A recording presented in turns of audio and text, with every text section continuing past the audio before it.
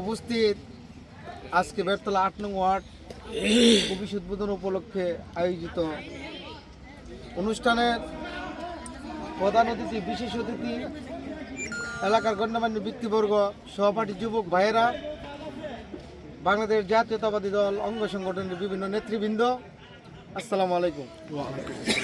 আসলে আমরা যারা আজকে মঞ্চে উপস্থিত হয়েছেন, আপনারা জানেন বাংলাদেশের জাতীয়তাবাদী দলের কেন্দ্রীয় নেতা, ব্রাহ্মণবাড়িয়া জেলা বাংলাদেশ জাতীয়তাবাদী দলের উপদেষ্টা মণ্ডলীর সদস্য, আমাদের গ্রামের প্রবীণ বিএনপির রাজনীতিবিদ নেতৃবৃন্দ, আমরা সবাই ঐক্যবদ্ধভাবে আজকে যে এখানে উপস্থিত হয়েছে, এটা দেখে আমাদের মনে হয় না যে আমাদের বিএনপি ঐক্যবদ্ধ আছে।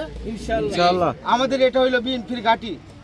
আমরা স্বাধীনতার পর থেকে ব্রাহ্মণবাড়িয়া সরাইল 2 আসনটি আমরা শহীদ প্রেসিডেন্ট জিয়াউর রহমানকে উপহার দিয়েছি, দেশ নেত্রী বেগম খালেদা জিয়াকে উপহার দিয়েছি।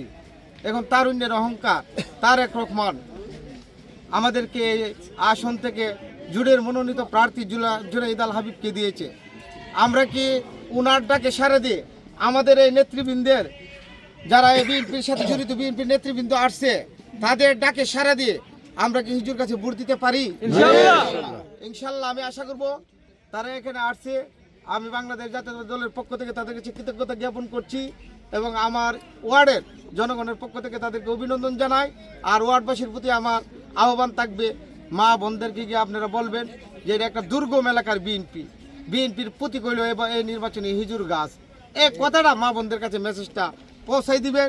এই আহ্বান রেখে আগামী 12 তারিখে আমাদের এই ওয়ার্ডে বিপুল ভোটে আমরা হিজুর গাছকে বিজয়ী করব, এই প্রত্যাশা রেখে আমি সবাইকে অভিনন্দন জানিয়ে আমি আমার বক্তব্য শেষ করছি। আসসালামু আলাইকুম।